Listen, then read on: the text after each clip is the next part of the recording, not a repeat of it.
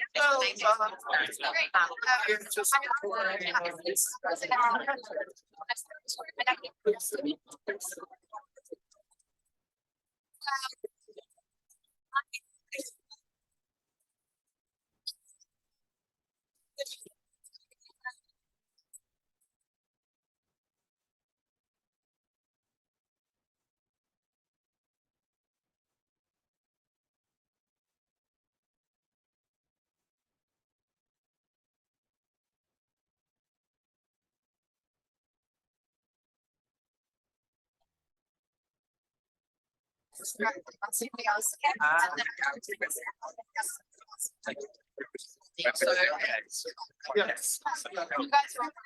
Name Chase, Chase, yeah. What is Chase? Don't know who called that.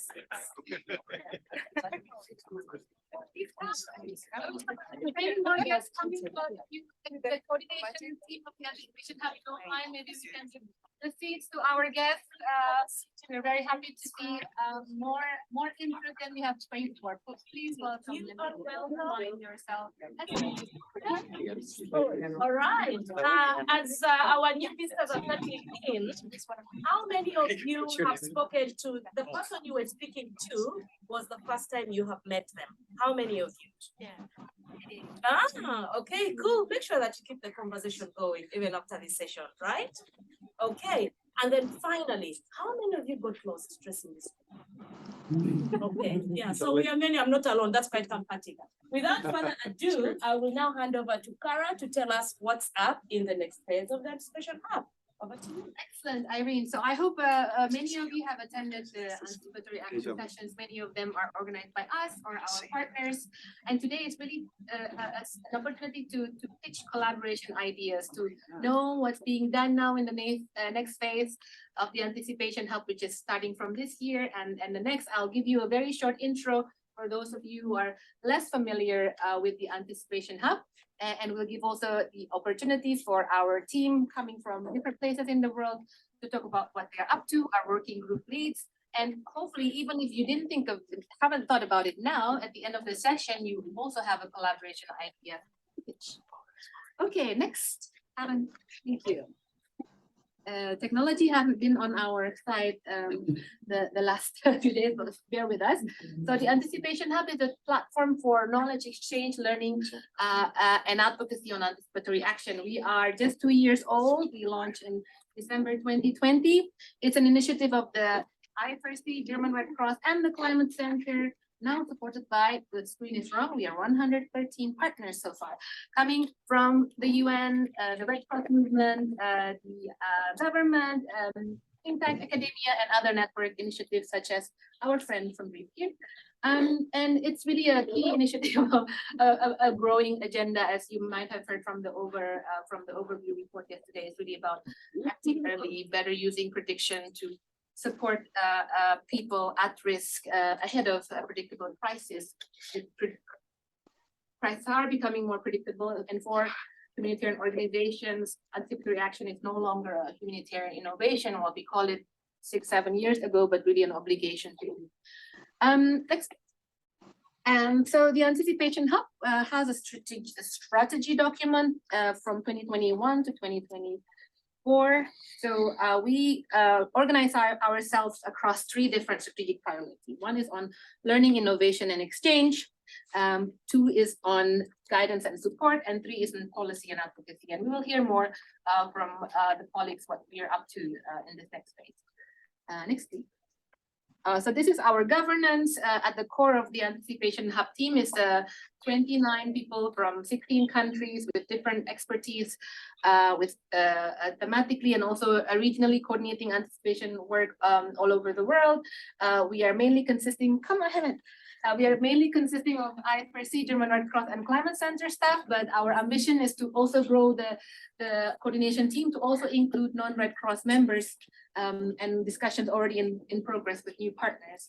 We have a steering committee, we have an advisory group of 9 organizations coming from the different sectors, and hosted or chaired by FAO and the START network. And we have the different working groups who we'll introduce later. We have our partners and of course users. If you're not there yet, you will be at the end. Next, please. So this is our team. Can the team stand up so you can see who they are? The faces. We're very lucky to have them in Geneva this week. That doesn't happen very often. So please connect with them bilaterally or within sessions. They're available to share exchange, to share knowledge and experiences. So as you see, we have quite diverse expertise. We have climate scientists, hydrologists, cash specialists, and many more within the team. Next, please. I think that's our organigram, which you can see on our website, and you can see the faces of the people here. And that's our partners.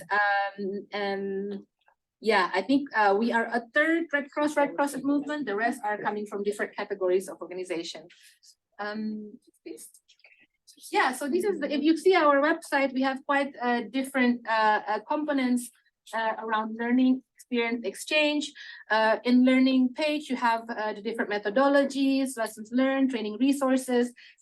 On the experience page, you have what we are relaunching again, the global map. So you have heard maybe yesterday there's now a growing number of frameworks all over the world. How many, Nico?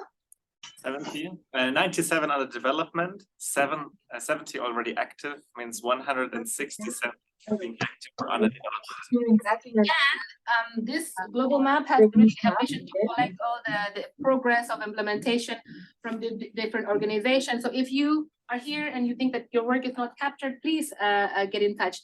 Around exchange, one of our primary exchange platform is actually the global and regional dialogue platform on anticipatory action. We convened more than 2,000 people last year through hybrid format, and we're looking to grow more of this community. So this really is the space to be annually, where everyone from practice, science, and policy come together and talk about anticipatory action.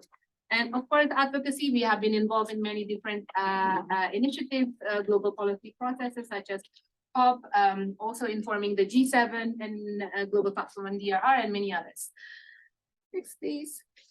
So working groups, we will hear from them. We have disaster risk financing, meal, protection, gender and inclusion, conflict, health, Earth observation, and we're very happy to be launching a new working group.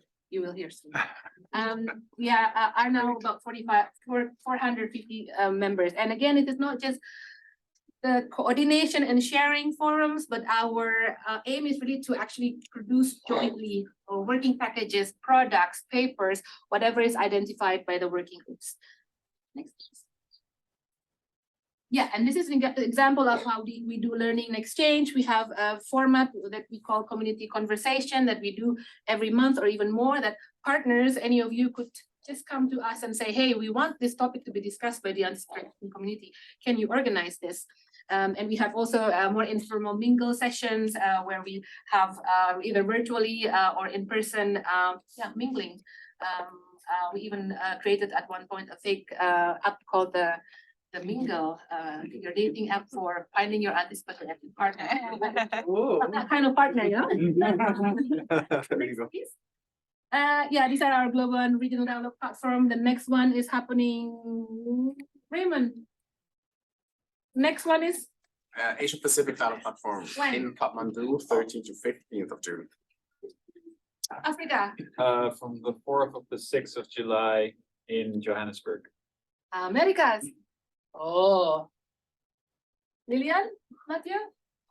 Okay, October 25, 27, location TBC. And the global one is a hybrid format, also 9 to 13 of October. And this is the website. We have different databases around early action, examples of trigger, evidence. So please visit our website if you're interested to learn more. And this is one exciting experience, initiative, one of our flagship, but I will leave Dorothy to talk about that in the pitch session. It's a growing network of early career professionals working on anticipatory action. Yeah, examples, again, G7, the EU, of course, this is also an opportunity for us to advocate. And next. Yeah, so what is ahead? This is what we have done. The first year of the Anticipation Hub, our focus was really on recruiting partners and really collecting all the anticipatory action tools, guidance from all over the world. And it's actually a massive work that different organizations are producing when it comes to tools and guidance. We have material from FAO, from OCHA, from the Red Cross. What we want to do right now, based on consultations with partners and also input from our Global Dialogue platform, is to better tailor those guidance into specific needs. Right now, we are looking into developing a more generic learning model that can be used by anyone, everyone, for the basics of anticipatory action. We also want to make sure this is going to be with the work together with Audrey, that our learning events and exchanges are more inclusive. And we will be working more and more with national and governmental partners. So very happy to have Ahmed Amdihoni here. Who will be also sharing later. But this is, of course, Anticipation Hub is a tool for supporting the scale up of anticipatory action. And we acknowledge very much that scale up won't happen until anticipatory action is truly integrated into national and regional disaster management system. So just an example, we have already the Argentina Met Office, the Ecuador NDMO, CEPREDENAC for Central America, ICPAC for the IGAD region, ASEAN as partners. So we're keen to have many more. I think I will stop here. And if you have any questions, please come to me, but we will then head on to Irene's more exciting session. Oh, actually, no, sorry. I have one colleague who wants to show the global map. It's Marius here. Oh, yes, here. And then I will have Irene to take over. So thank you so much, Kara. I know Kara has given us a lot to digest in 5 minutes, okay? But at the same time, also, again, today I am importing very good manners from Uganda. So after somebody has spoken, we appreciate them. Kara, don't want to wait. So, yes, it is your time to decide any gift you want. What do you want from us? And we'll give it to you. Oh, Yes. Many wish lists. Can you bring maybe, Just one. okay, 10 national governments engaged in anticipatory action? Okay. Do we have any government representatives in here? Yes. Please, will you stand up? Kindly, please. If you work with the government, all right. So you want 10, we're only able to give you 2 as a token. All right, so we hand over 2 to you as a token. Yeah, so all of us, we will gently hand over the 2 government representatives to Kara. Please, demonstrate and hand over the 2. All right, so Kara, receive your gift. Thanks. All right. Okay. So we want to know what's up with the new map, what's new on the web, and over to you, Marius. Thank you, Kara. Thank you, Irene. I'm Marius Sorata from the Anticipation Hub. I'm the content manager.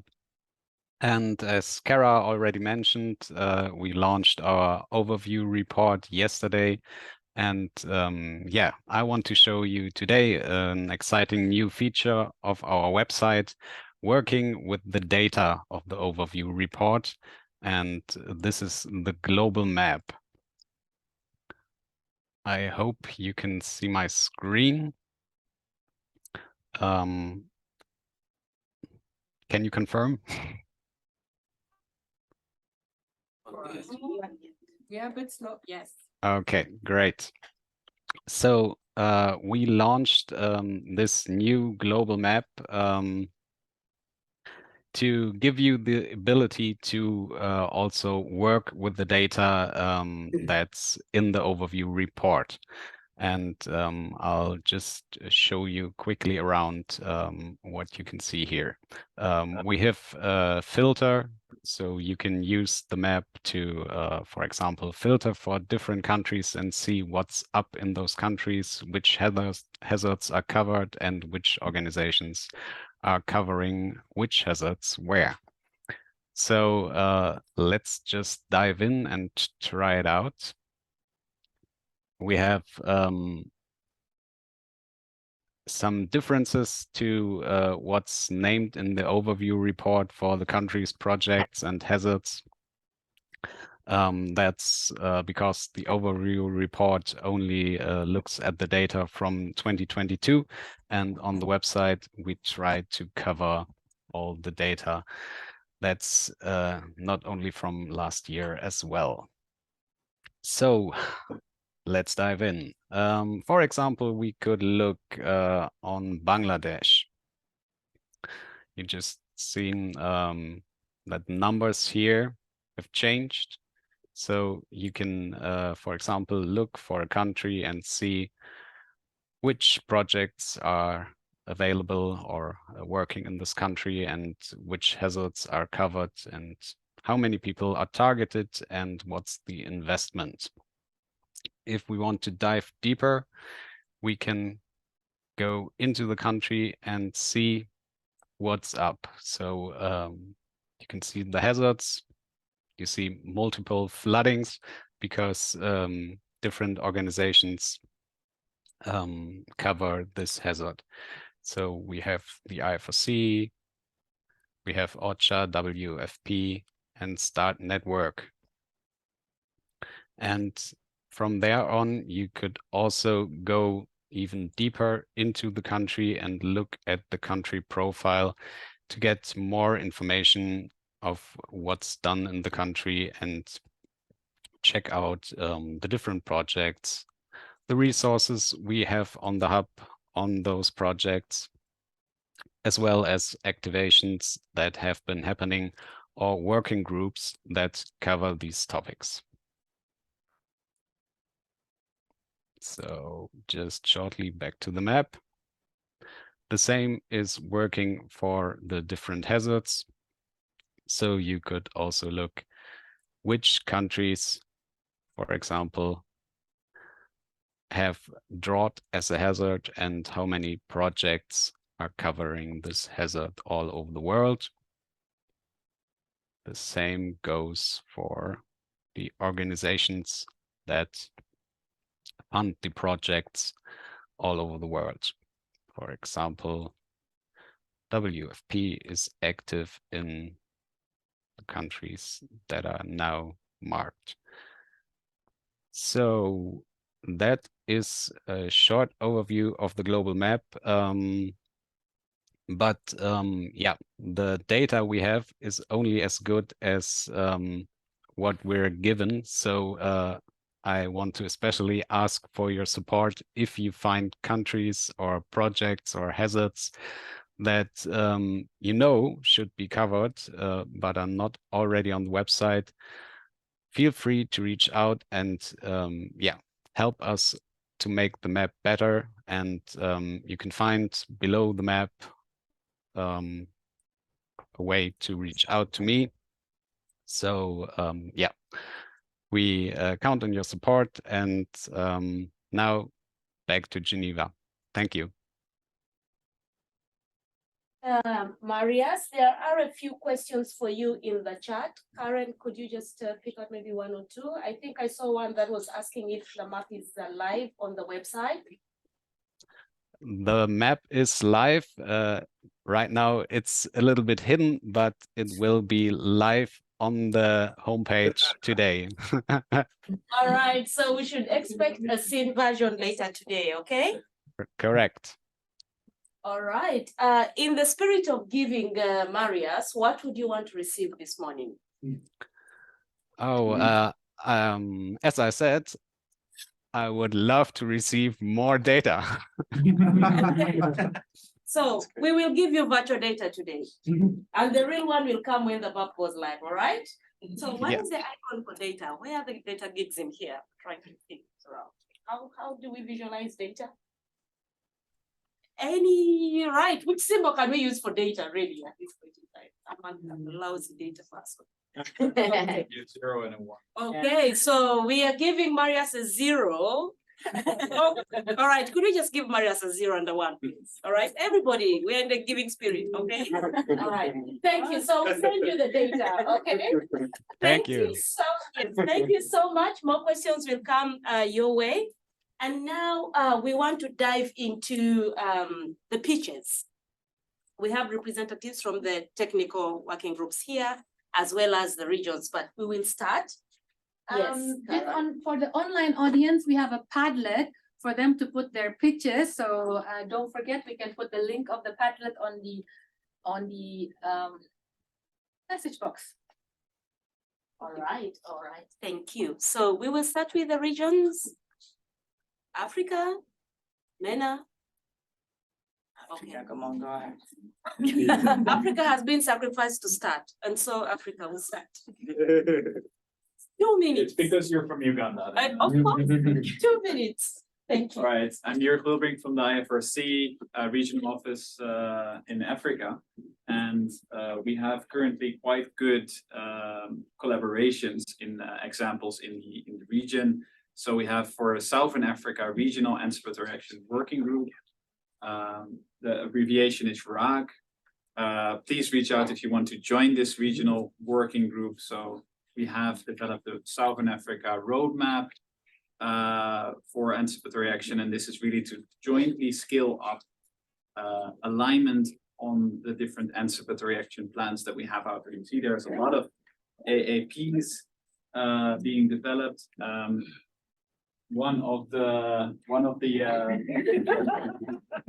am I filling the screen? Not really. I think if you can stand here, that would be ideal. And I can zoom to you. Thank you. All right, so this is the challenge of going first. This is now operational. Operationalized through ECHO funding, where we have a regional project jointly with FAO and WFP and SADC to operationalize and downscale this regional roadmap to the national levels. We have pilots in Mozambique and Zimbabwe, and then the rest of SADC. Similarly, we have an EGAT, Eastern Africa Anticipatory Action Working Group, jointly with FAO and IFRC and WFP again. And we're really looking to collaborate and create multi-agency, multi-hazard anticipatory action profiles. So please collaborate and reach out if you want to join these working groups and collaborate on developing these regional roadmaps. Thank you so much.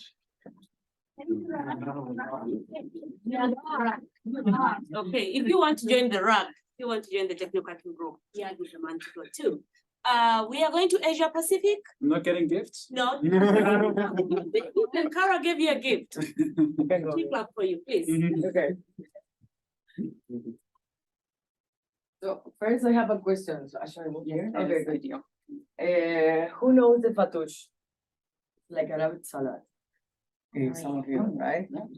You know fattoush, right? So it's like a very delicious salad, mix of flavors. It's very colorful, have a lot of spices. So this is how I describe MENA region. So in MENA we have drought, heat wave, cold wave. We have the conflict, we have IDPs, we have like a many situations that is happening like right now. And since many years ago, we have protected crisis, we have like outbreak of cholera, then we have the earthquake, for example, this year as a gift.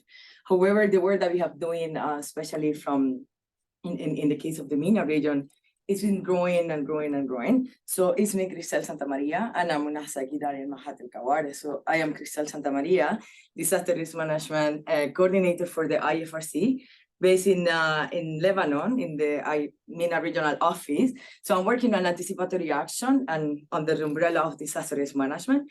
We are moving forward together with the WFP, the community of practice. It's an interagency community of practice similar to what we have in Africa region, but it's conformed by 35 organizations right now. We have some governments, and our intention is, of course, to get the evidence for the MENA region, tailor-made some of the support that we are doing, get more like advocacy, key messages, especially for this type of context, right? Where we are not having like, not only all the resources, but it's not like simple as just put an early warning system.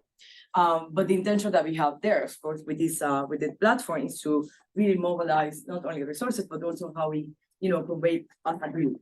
And the other important element that we are also moving forward in this region is around the climate financing, especially in fragile contact, as well as how, we deliver information, early warning system messages, especially for IDPs in some of the communities. We are enhancing the work in Palestine, Iraq, Yemen, and hopefully Syria, and many others. So it's an agenda that has been growing in MENA region. And we are trying, of course, to have this integrated approach. So whatever question that you have for MENA, you can reach out to me or to anyone else. I'm happy to be here. Good. And if you like, you can go. We are trying to give Cristel and Yag fattoush, right? So they can share. Yeah, exactly. We will give them in a bowl. All right. Can we all please hand over the fattoush? Thank you. Yeah, all right. Okay. Good. Yes, thank you so much, Cristel. Our next speaker from either the Americas or Asia Pacific. I see. All right. All right, Rachel. Yes, over to you. My 2 minute pitch, right? Yeah. Okay. Good. Hi, I'm Raymond. I'm the IFRC Asia Pacific Coordinator for Anticipatory Action. Asia Pacific Anticipatory Action is a vibe in Asia Pacific. We do have a very active regional technical working group. We have around 20 organizations with around 60 people normally attending. And I mention that because we shape what is being done in Asia Pacific in terms of anticipatory action. We're developing a roadmap. We have activities that support that progress. So if you want to be part of that, be part of the technical working group, so you can shape what actually happens in terms of anticipatory action in Asia Pacific. It is very exciting. We, for example, also have a technical standards document that outlines so what is actually anticipatory action in Asia Pacific. It's like a sticker. This is anticipatory action. This is not really anticipatory action because it's early response or something like that. So that is also quite helpful for us. Maybe other exciting things are we work also a lot with ASEAN. So we try to support ASEAN because they do have the ASEAN AA framework, which is great because it's a intergovernmental organization that really embraces anticipatory action. So we try to support them with their plan of action.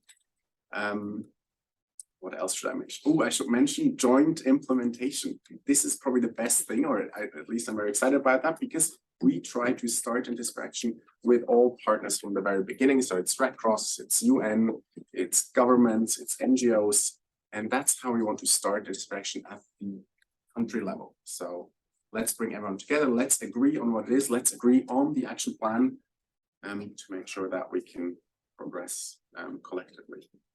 And then, of course, also our Asia Pacific Dialogue platform in Kathmandu, mid-June. It's going to be the best and biggest in Asia Pacific. Very good.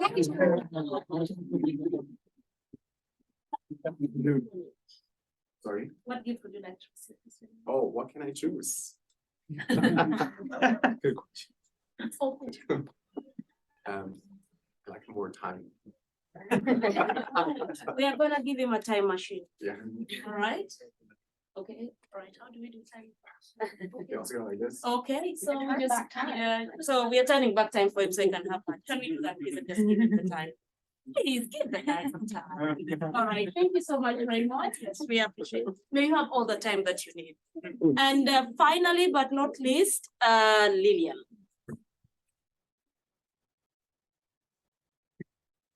So good morning, everyone. Very nice to meet you all. My name is Lilian Ayala. I am from IFRC's Americas Regional Office based in Panama. And well, we're very pleased that capacity building is strengthening within the region. There are more and more countries that are including anticipatory action plans or early action protocols within their initiatives in the national societies. And we also aim to provide technical support for all of those that are still a little confused between and what was Raymond saying, the difference between preparation, the difference between taking early action and anticipatory action. And we want to canalize this through workshops, trainings, and really taking into advantage different platforms and spaces so that there can be exchange of information. And also, we do understand and know the importance that the hub has as being a strategic partner to disseminate all of this information.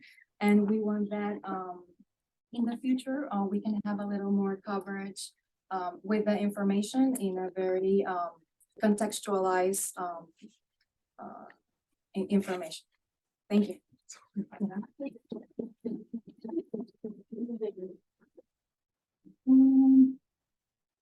Maybe 3 partners? 3 more partners for the hub? Yeah, so giving. That's we good. give you. So let's give Lillian. Maybe who's not a partner in the room? If you're not a partner, please, that is your special gift to Lillian. Make sure you see her. So your present is wrapped for you only in your box. So thank you so much. One thing that is common across the different pitches from the regions is that there's a lot of partnership engagement, and that is what the hub is all about. There's been a call around joining the technical working groups. We need to be a part of a family for us to be able to deliver what we want efficiently. So the challenge to all of us, if you're not a partner of the hub, please join the hub. If you're not working with communities, with governments, with, you can't run this journey on a silo, okay? So again, we want to know more about what's happening in the technical working groups. And we will start the pitches with Carolina from the conflict working group. Over to you. So good morning, everyone. So lovely to be here. After working for many years on setting up the anticipatory action systems, at a certain point, like around 2 years ago, we were thinking we have a blind spot. There is something that we are not doing very right. And it was really thinking about people affected by conflict. And then thinking like, how can we take early action to people that has been affected by conflict? So at that point, when we created the hub, we say, let's create anticipation working group on conflict. The key thing of this working group, which is great, we have like so many partners involved, very active, is that we look at 2 parts of the equation. So one is how do we anticipate climate-related disasters for people affected by conflict. You know, a flood in Syria, a flood in Afghanistan, so that element, because there's so much complexity that we need to take into account on the planning process. But then another topic that is at the core of the working group thinking is the anticipation of the humanitarian impacts of conflict, which is a very complex topic, so sensitive. So we talk a lot about these two issues, and you're super welcome to join. It's a really interesting group. So yeah, happy to answer any questions about it. Thank you. And what present you want? Next working group, I want to see at least 10 people from you in the meeting. So Catalina's present. Okay, thank you so much. Do we have Audrey in the house? Yes, you're welcome. Good morning. Good morning. So I'm Audrey and I'm co-leading the working group on protection, gender and inclusion with Plan International. And we try to ensure that all the early action protocols that are being developed or implemented really are considering the risk of violence and discrimination that occurs that arise in cases of disasters. We have two main priorities this year. It's looking at, in particular, at child protection and sexual and gender-based violence. And how do we do that? We have also quite a number of partners from the global level, but also local actors. And we tried to consolidate, because everyone is developing this aspect right now. We try to document what is existing, because there are some good practices ongoing, and we want actually to show what it looks like to have gender sensitive or child participation in the development of the protocols. Then we want to develop tools together, for instance, review the assessments to see whether some modifications have been made to make sure that we take those aspects into account.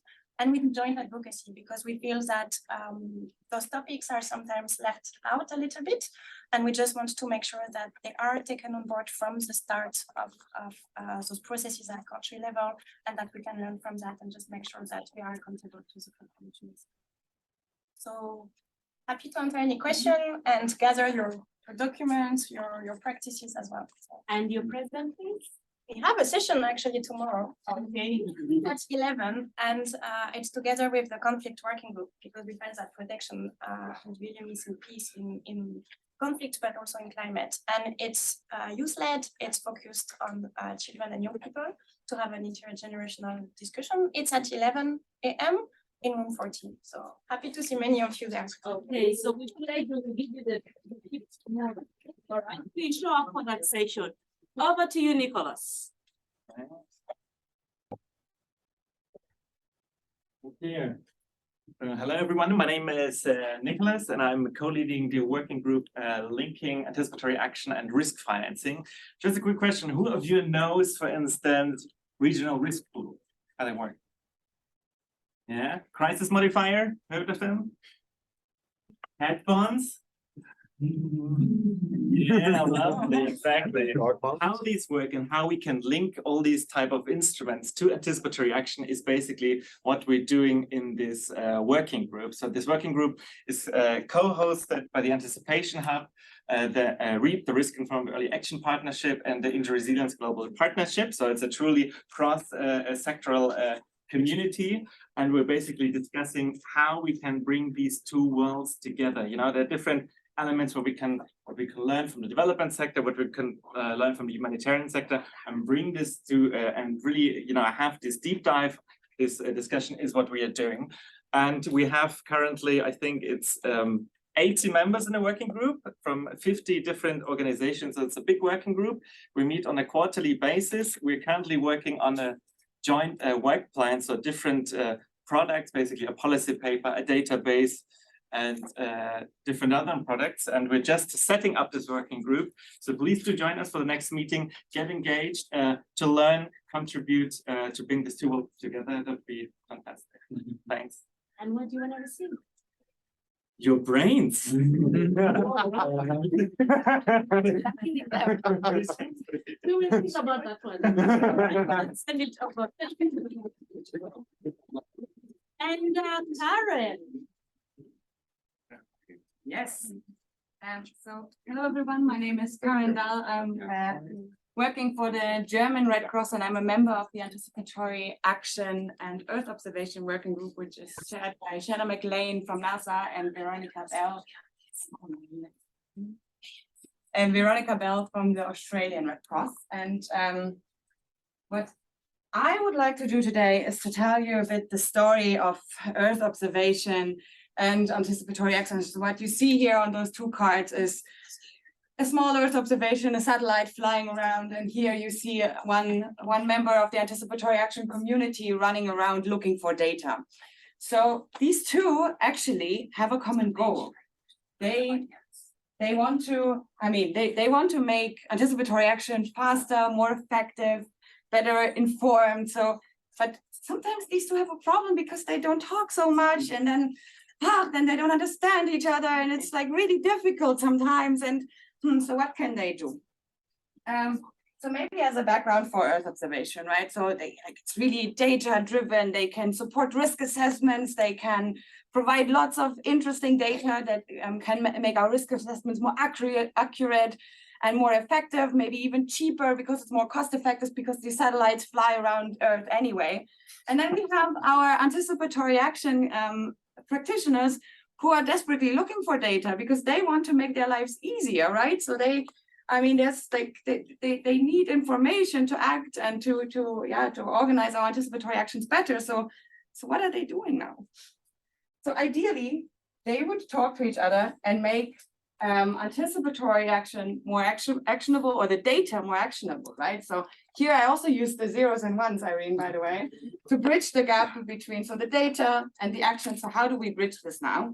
And this is what we try to do with our Earth observation and anticipatory action working group. So we try to talk to each other and try to find new innovative solutions, because and actually try to be the translator also between the two communities, because that is not a given thing. And we realized also in the two work packages that we have worked on already, that there is quite lots of misunderstanding about what Earth observation can provide, but also what are the needs. So this working group also serves at ground truthing the Earth observation data and really making this data actionable. And we have around 80 members, a lot from the Earth observation community. But I think it would be good also to have more anticipatory action practitioners in that group. So we need both, right, to start the conversation, which needs a lot of work. And the next meeting will be soon. So I wish that I could have some practitioners in that group. That's Thank great. you. Thank you so much, Karen, and I hope you'll be able to make Karen's wish come true. All right? Okay. So we're going to take a deep breath. It's been like boom, boom, boom, boom information, all right? And practical a deep breath, like in Israel sense, take a deep breath, all right? So we're going to breathe in. And out. And breathe in again.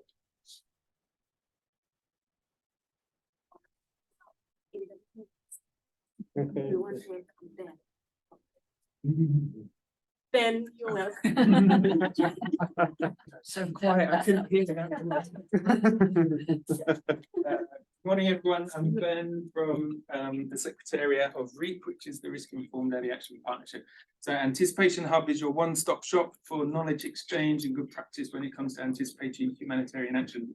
What the partnership was launched to do in 2019 is to try and scale up early and anticipatory approaches by working with the climate environment community and the development community, so we can really achieve scale. And therefore, I guess what we can offer, what our pitch is, there are three main areas. One is driving political momentum. How can we engage with the COP process? How can we work with the G20 group? How can we work with G7 partners and others? So we work closely with Nico on the policy asks, how can we create the momentum behind this agenda to really achieve scale? Secondly, how can we create an enabling environment at the national level? So we have a working group on comprehensive climate and disaster risk management, looking at policies, plans, legal frameworks. We also have a working group on early warning initiatives, on risk communications. But finally, as a slight side business, we also run a dating agency. So we can see that there are opportunities for different partners to collaborate and work across these different silos, across these different sectors. we try to create those connections. So I guess if you want to pitch ideas for advocacy and policy asks, or you want to look at that national enabling environment, or you want to have links with these different actors and communities, then we'd love to involve you in the partnership. So I guess that's our pitch. Thanks, Ben. Just to confirm that there is no fees to join the network. No fees, all right? And what would you like to see? So I think, you know how you get those power up buttons on computer games and so on, where you can suddenly power up? That would be amazing. That turns to reading move to sleep. All right, you will leave us with your Christmas, with your address, and we'll send it to you after Christmas. All right. Let's go online and hear a pitch from one of our partners, David. David, are you online? Do we have David online? All right. Looks like David is not online, and we can invite while we wait for David to come on. Over to you, Dorothy, to take us through the Future Leaders Network. Thanks, Irene. It's so nice to see you all. Can you hear me properly? Perfectly, yes. Great. Oh, this is really fun. Well, wish I was there in person, but it's nice to see many, many familiar faces in the room. Hi, everyone. My name is Dorothy Heinrich. I'm a technical advisor at the Red Cross Climate Center, and I'm here representing the Hub's flagship initiative, the Future Leaders Network. You may have seen us around in the last 6 months. We're a new initiative that is run through the Anticipation Hub. We have 180 people signed up for now. Ooh, I'm now very big on the screen, which I'm not sure how I feel about this. We have about 180 members signed up, representing about 30 countries around a range of academia, practice, national hydromets, humanitarian organizations, and beyond. Irene, our invitation for the people in the room right now is to think about the young professionals that are in each of your teams, each of your organizations. Who are they?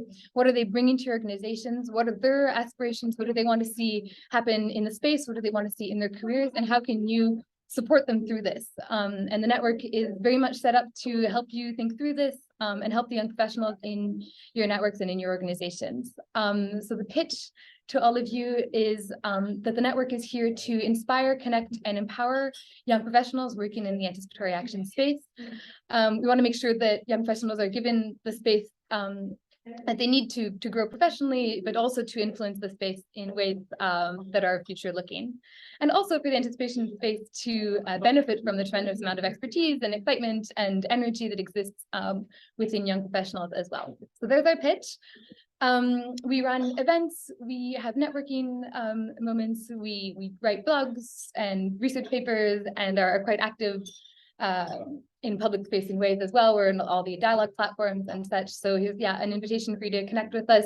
If you do have young professionals in your space who want to work on this stuff, please forward them to us. We're here, we're very approachable and very keen to have more people join us. So there's the invitation. And thank you so much. Enjoy the rest of the session. Back over to you, Irene. Yes, Dorothy, what's your present? What would you like to receive this morning? I would like to see each of your organizations identify a couple young professionals to join the network. And they can do that in a billion different ways. So please do reach out to us. And for those of us who are young at heart, are we also able to do that? We have no age requirements. We have absolutely no stress. Go ahead. All right, cool. So everybody is welcome. All right. Everybody. Thank you so much, Dorothy. We have a new kid on the block that we would like to launch today. Is Tessa in the house? No. Catalina. Oh, we have Catalina. We have, yeah. Okay. Tessie, unfortunately, who is like the lead on this new exciting adventure. She cannot be here. But I'm gonna do my best, okay? Because I'm like very passionate about it. So just get started. I'm just gonna get Tara to start to do certain things. Okay, no, yes, okay, no.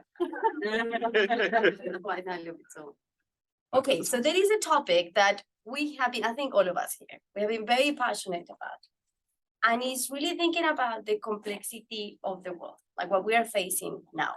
Like what I think COVID taught us is that we cannot be just ready for like one thing and one hazard, but we really need to embrace complexity and trying to understand how we can anticipate complexity by looking at different hazards and different crises and really bringing on board, no, that is different. Anticipate. Now is to make sure different hazards and crises and things that are on the top of you don't go on the floor. Because if you let them go on the floor, we are gonna have a catastrophe. Crisis. The worst crisis you've ever seen in your life. So keep them up. This is your responsibility to anticipate and to plan under complex scenarios. So make sure you don't let that pandemic destroy you, that flood destroy your houses, that drought damage your crops. All these things are happening at the we're failing.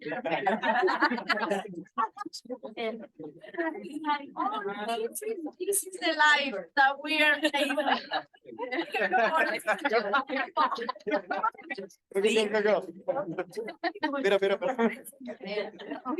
And that's why we fail. That is why we are launching a very exciting new working group. I know you all gonna be part of it. Yes. Because it is the future of what we need to be prepared for. So it is our group on compound risk. How can we anticipate crisis by looking at the complexity that the world is facing? And I think we do have the responsibility as humanitarian development sector, governments, academia, to kind of like step a little bit back and think, well, good, I'm advancing anticipatory action for these different hazards and I'm creating these protocols for these hazards. But I think we need to start to think, okay, and what if I have a flood in the middle of an epidemic, of a pandemic, in the middle of conflict potentially, with an earthquake in between? How do we really enhance that capacity of planning to just be better? And the reality, and that's my fatalistic side now coming. The reality is that, I mean, it's true. I mean, we are going to face a lot of complexities in the future. And I think it is us that once we have the responsibility to think now, how do we change? How do we adapt our systems? How do we make sure that each of our organizations are really prepared for that? So this group wants to enable the discussion. We are together going to set up the agenda. What do we want to do? What are the topics that we want to promote? So you're super welcome. You're going to have all the information in their website. It's going to be in the next newsletter. You will have all the information of exactly how you can join. Yeah, very exciting. Thank you. This is the best launch I have ever joined for two main reasons. One, that I haven't waited so long under the scorching sun, waiting for the guest of honor to arrive. And so like this was timely, this is the real thing. So I'm damn excited that yes. And I have one thing that I forgot to mention. We are open to have co-chairs of this. This is open territory. Like anybody can jump into and say like, yeah, I want to co-lead this. I want to jump. So invitation open. Makes it even better. Open, the leadership is open. So kindly sign up and be a champion for this technical working group. We'd be so excited to kickstart the topic around this. So bring all your ideas, your time, your skills and all that to make this thing happen. Before we get to the icing on the cake, we would like to have a little bit of another breather. Remember we said this is not a taxi where you're just gonna sit and talk to your phone only. So talk to your neighbor. What has stood out for you? All the pictures that you've had, what has been the highlight for you? What would you think would resonate with you? Like have a conversation. This time I'll give you 2 minutes. Like really, don't stare at me. Don't connect where you cross. Joel from the research. Nice to meet you. Yeah, based out of Hawaii. Based out of Hawaii. Nice to see you.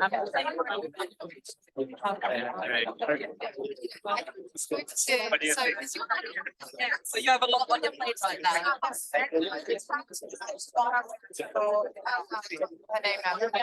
Sarah,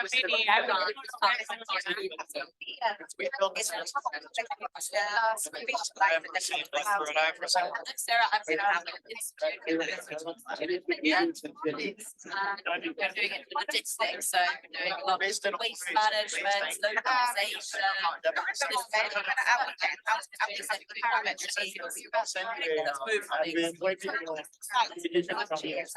Sending an email to our team.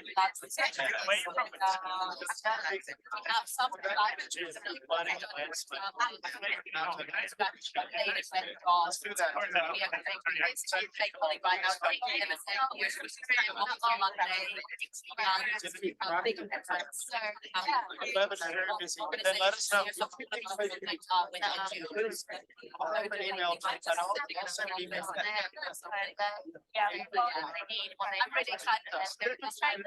you want to come, and then I'll be giving a presentation, but also our disaster management.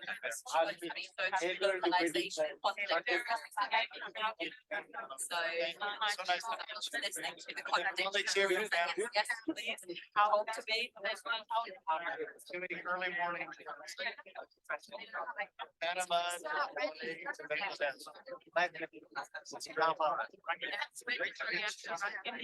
It's a very inclusive group. It's a great team. Oh my God, I love it. You got a big reach. She's got the.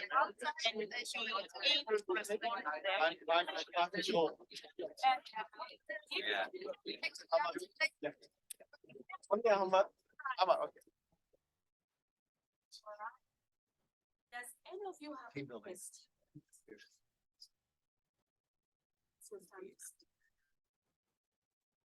Anyone with a question? I have a quick question. Yes, please, thank you. Just wondering, what's the clear distinction between anticipatory action and the early response that was mentioned earlier? Yeah. Okay. Team can respond. Anybody? Yeah, I mean, early response is something you do after the event has made an impact. And anticipatory action is something you do between the forecast and the forecasted impact. Okay, good. So for example, for a flood, if you can predict it 3 days in advance, you have a window period of 3 days to do all your anticipatory actions or early actions. I will add that it's also, part of the flyer. That we cannot forget that this part of our, let's say, preparedness work, right? It's how we use the information, how we transfer that information, how we get ready in order to respond better and efficient way, timely, of course. And then, of course, it's part of the whole process. It's more like how we are gonna use this information in order to save life, basically, in a more sustainable way, of course. In case you want to read more about what is anticipatory action, I just got a flyer too. All right, thank you. Yeah. Yes, I hope your question has been answered. If not, yes, you can reach out anytime. Yes, my dear. Yes, I'm Rebecca from Maltese International. Hi, thank you for arranging this event and talking so much in detail about the working groups. It's super exciting. I'm very curious. I just have one question because we're all talking a lot on a very high level in international coordination, in national dialogue fora, in regional events. So because in the past days, in many sessions on anticipation, people were discussing on the local approach, localized and contextualized anticipatory action. So maybe you can explain a bit on how this feeds into it. Where is the local level actually the context that goes into the technical working group, because we also need it there. Thank you. Yeah. No, I think that's really a good question. I think what we highlight here is really the regional working group as lowest level, maybe in this, what we pitched today. But basically, this is also guidance for kind of communities of practice on the national scale. And within the national scale, these communities of practice really are built up of even governments, but also more localized authorities. And of course, our national societies on the ground, which have community-based volunteers, and the design of kind of like triggers within our national protocols are really done in consolidation with these voices. So also just to acknowledge kind of like the last mile delivery of early warning and early action systems, that is included in these protocols.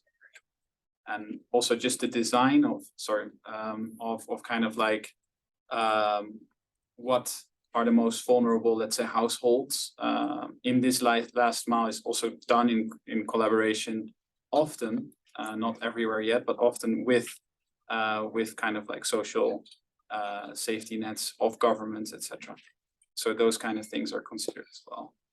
I think Kara, you wanted to. Yeah, I think for around, because you specifically talked about working groups, so around facilitating, again, our mandate is to facilitate exchange learning on anticipatory action. What we are seeing in the working group is that we of course wanted to make them accessible to all. So you can see in working groups that there are national, local organizations that are participating. Some working groups said we should have more of these partners or members coming to the working group, where some says, oh, it seems there's more national or subnational interest to talk about these topics. So we are still trying to find a forum that works for making this more localized. But of course, as a global initiative, we cannot cover everything. But in terms of getting the advice or requests, we would really be keen on hearing from you whether there's anything that is not yet covered that we can support, whether through our regional or national partners and whatnot. And just maybe to give a voice also from the other perspective, the regional roadmaps are of course also just to ensure that national partners align and have guidance from their regional organizations on the collaboration and the alignment that is preferred. Otherwise, also on a national scale, it becomes sometimes a question, do we want to collaborate, can we collaborate, etc. So these mechanisms need to speak both ways. Yes, my dear. Yes, please. Hello, my name is Natalia from Impact Initiatives, and I think I will refer my question to Karen. I don't see her, but I will ask her. So about the Earth observation, and you mentioned very nicely that ground truthing the data to the local actions. And my question would be, currently, like what do you do for this like hazard analysis, like how do you transfer this data, ground truth them to prioritize hotspots, risk hotspots, for example, for anticipatory actions? Probably maybe which tools do you use? Yesterday I think they mentioned like inform risk index is used, but it's more like very general, right? Too broad for localized actions. So if some of this technical aspect. Yeah. Thank you for the question. So I think there's different things. So I mean, we use lots of Earth observation data when, for example, we look at vegetation condition indices, and I mean, of course, this needs to be then ground truth to see, okay, are we really in a drought, or is the reason for this pixel being below average? Is that another, like, what is the source? So I think that like these things are happening. There's also the initiatives like the Severe, and like there's lots of global initiatives that are doing this already. But I think the like really bringing the linking to the community is something that exactly we don't do as much, I would say. And this is what we try to bridge now and start the conversation again. I think we are. It depends a bit on with whom you are working already. I think it depends a bit on also from agency to agency how it's done already, and how much appetite there is also for this type of technologies, I would say. So there's no clear answer to that. I think, I mean, of course, and that's what we saw a bit. So what we did in the work packages of the working group was we looked at, okay, what can Earth observation offer and what are the needs? And then we saw this mismatch actually quite a lot. So this is exactly where we would like to tap in. And this is also where we would like to find opportunities to pilot this a bit. So for example, we looked also in how can Earth observations support NEAL, so monitoring evaluation. I mean, because we need evidence for anticipatory action, these type of things. So how can Earth observation support there? But again, we are more in this exploratory phase there. And yeah, you are welcome to join and bring in some more ideas. And Jörg. And maybe I can just add a little bit to that as well, because the Earth observation data sets that we use, not only in anticipatory action communities, but in the humanitarian sector at large, I think it really, when you look at Inform, it's comparing national levels together, but like to translate that into a national context to make sure that you have subnational comparison, it's really also to prioritize areas, right? To get like which areas are more vulnerable than others. And then when you apply, for example, in Mozambique, the cyclone or the flood early action protocols, you need to map out into detail where we actually go into the community and do this kind of ground truthing of indeed, is this the most vulnerable structure? Indeed, is this the most vulnerable household, maybe socioeconomically as well? So that quick mapping, that's part of a readiness, but also part of an early action to make sure that you actually distribute to the right communities and households within the communities. All right, thank you so much, Yag. And now, what has acrobatics got to do with anticipatory action and stakeholder engagement? Enjoy the video. It's a recording of you holding the balloons.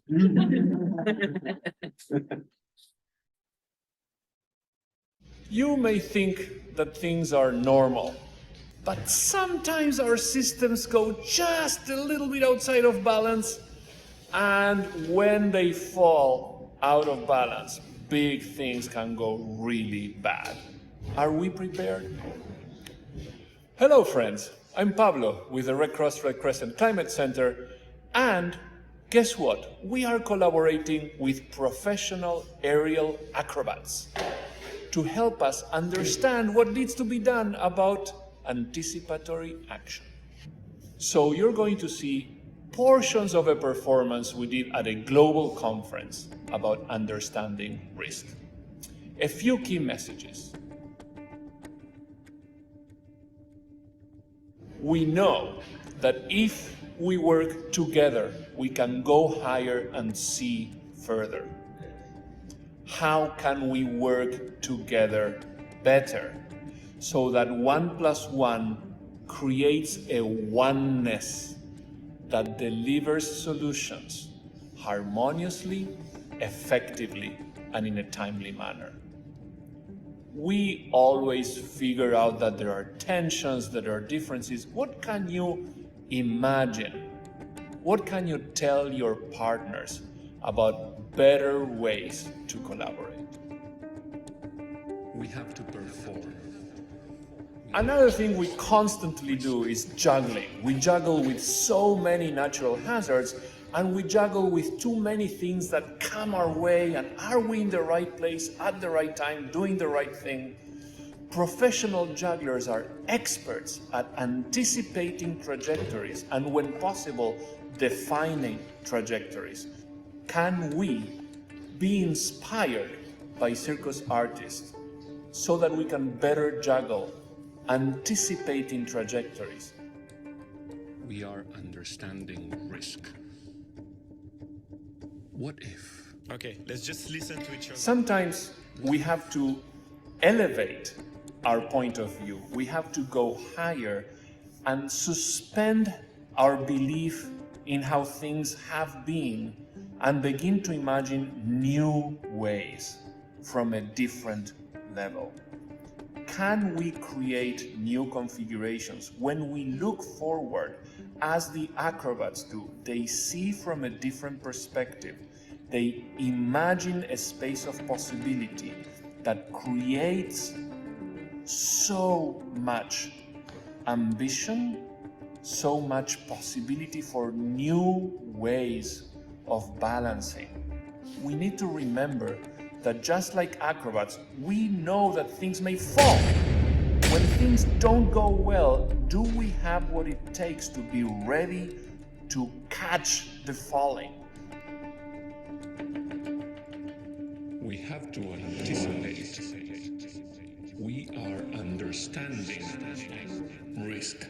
Another thing we can learn from aerial acrobats is how to build trust.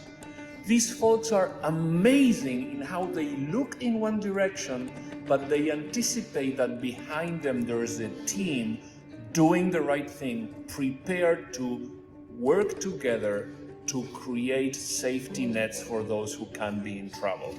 Can we, as humanitarians, as scientists, as donors, as government authorities, work together to enable the trust to emerge so that we can be more ambitious in the things we do together to take anticipatory action?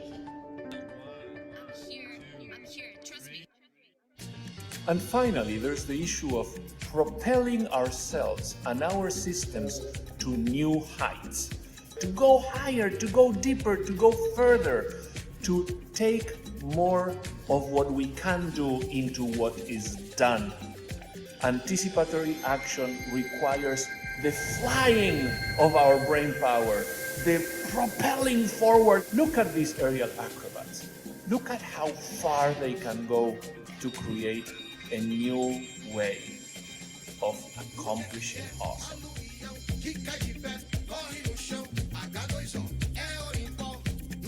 So, given what we have seen these acrobats do, how can we be inspired to reimagine how we relate to each other, how we turn knowledge into action, how we turn information into saving lives? Have a conversation with your partners, with your neighbors, what we're doing. In what ways does aerial acrobatics inspire anticipatory action?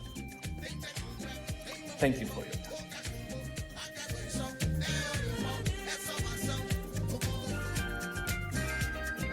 We know for most of us, it's too late to venture a career into acrobatics, but nonetheless, there are lessons for us. Just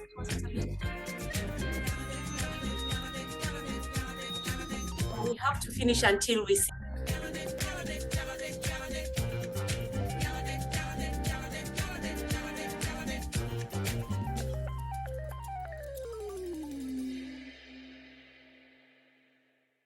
So Pablo and the acrobatics team shared with us 5 thoughts or food for thought that we could consider, and what does that mean for anticipatory action, either through the anticipation hub or the pieces of work that we are doing. And again, remembering that we are among friends and colleagues and not in a taxi. So I'd kindly ask you to find someone, speak with your neighbor, reflect on the 5 things that we talked about, the collaboration. How can we work together to develop the oneness that we seek to see and experience within anticipatory action? How can we juggle, the different trajectories that we have? We've seen just a simple balloons. Most of us couldn't keep the balloons in the air. And yet, in real life, that is what is happening. So how can we be better at juggling these different hazards? And then in terms of perspectives, how can we see things new within anticipatory action? We are 10 years of implementing anticipatory action. What is new? How can we look out for the newness in anticipatory action? And then trust. How can we work together to build the trust that can help us be and see the oneness that we are seeking? And finally, how can we go higher, deeper, and further in what we are doing? So reflecting on those 5, any of them, speaking with your neighbor, could you, kindly have a conversation with us with that point? It will be only 2 minutes. If you don't like your neighbor, just bear for only 2 minutes. Have a conversation, and then we will wrap up shortly.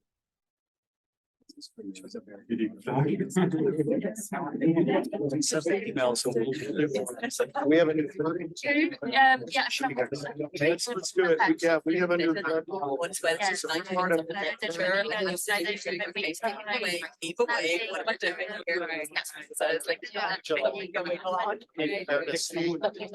Every year in Panama.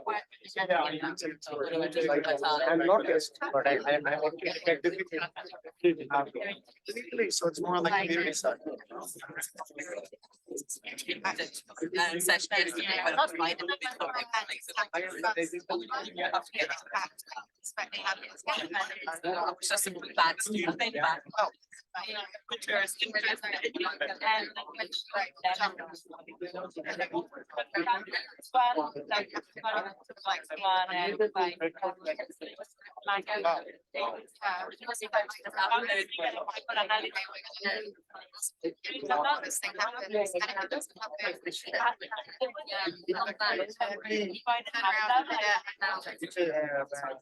I also trust that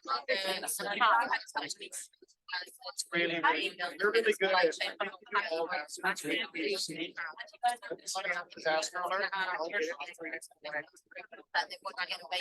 Jobs that we are very confident the commercial are there.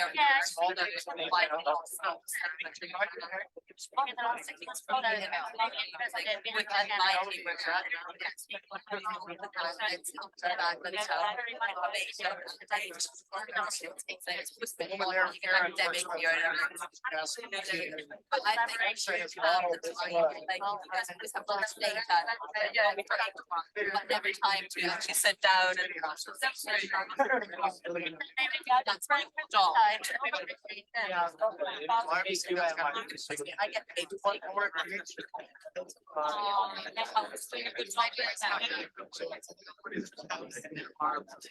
So here we go. Sound like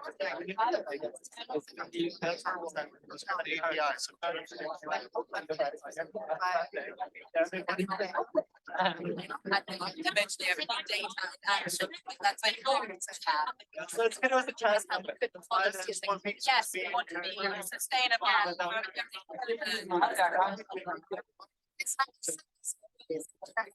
I feel more energized. I'd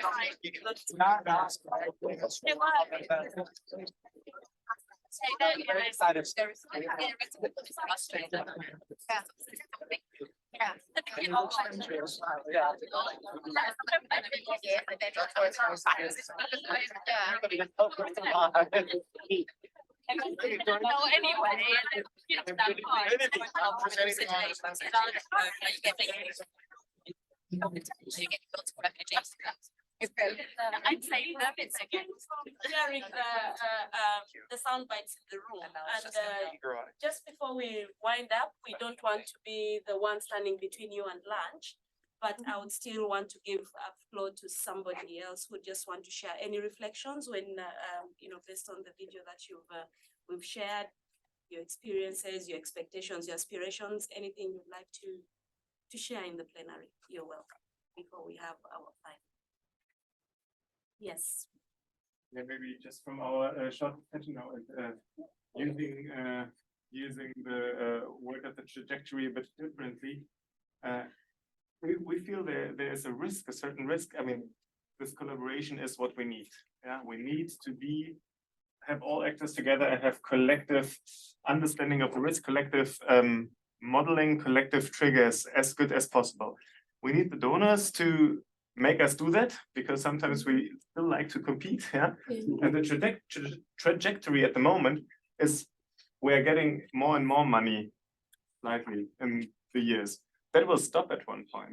We will not always have increasing funds for anticipatory action.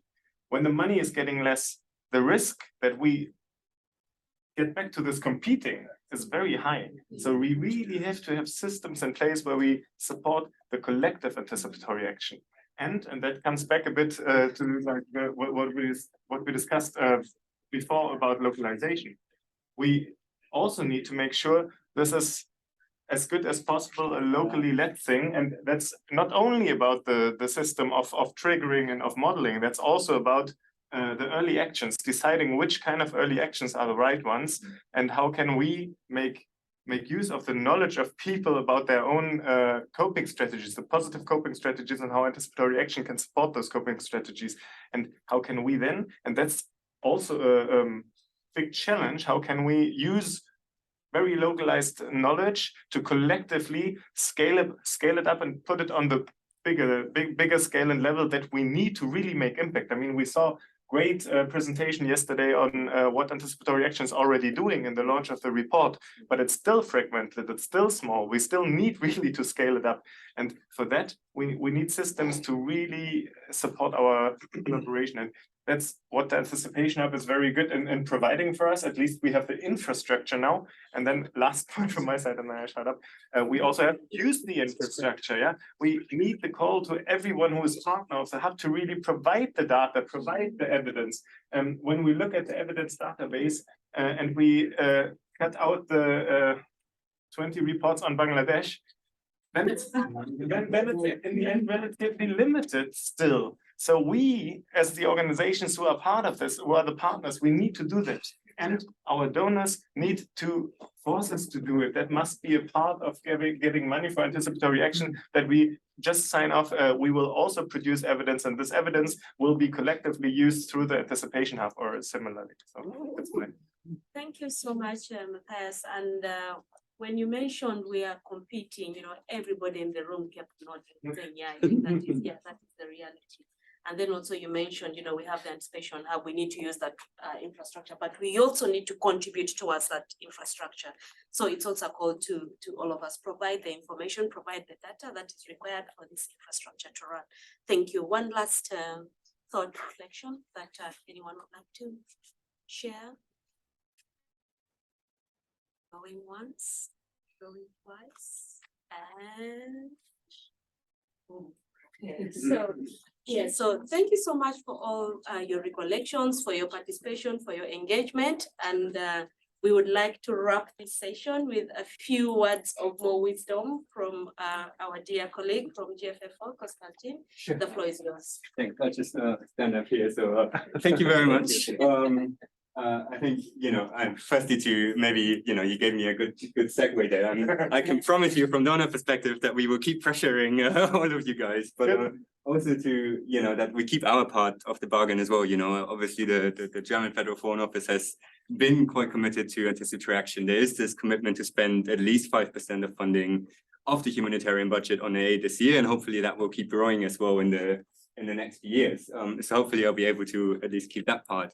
I think what today has shown is just how all over the place anticipatory action is, right? And like rightfully so, because it's such a promising instrument geographically, thematically, almost all the objectives that we set ourselves, anticipatory action can somehow contribute. And I'm super excited, to hear about all the working groups, because it feels like every single one of them, is so relevant. And, you want to hear, like, you have the feeling that when you hear of these working groups, if they get results, we will solve everything. And like, that's just, it's anticipatory action has that potential, obviously not the potential to solve everything, but it has that potential to really scale up and to really mitigate some of the, all these issues that are tackled by these working groups. And so, I'm very excited, and I encourage you, obviously all of you to get involved in these working groups, get involved in the hub as a partner, and also, provide your data to that map. And if I may mention, I'm super excited by that map, and like, I'm using that map more than I'd like to admit, in my daily work, when I get questions on where is anticipatory action, what hazards are we using?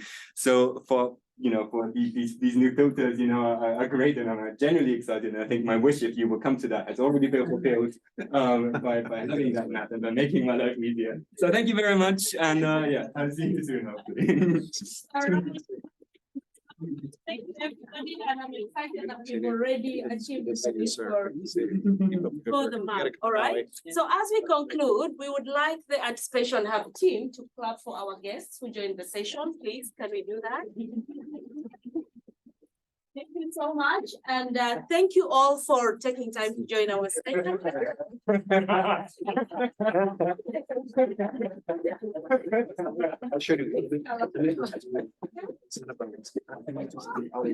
It's just an invitation for everyone. We have a booth downstairs. If you haven't seen it, we still also have anticipatory action session until the end.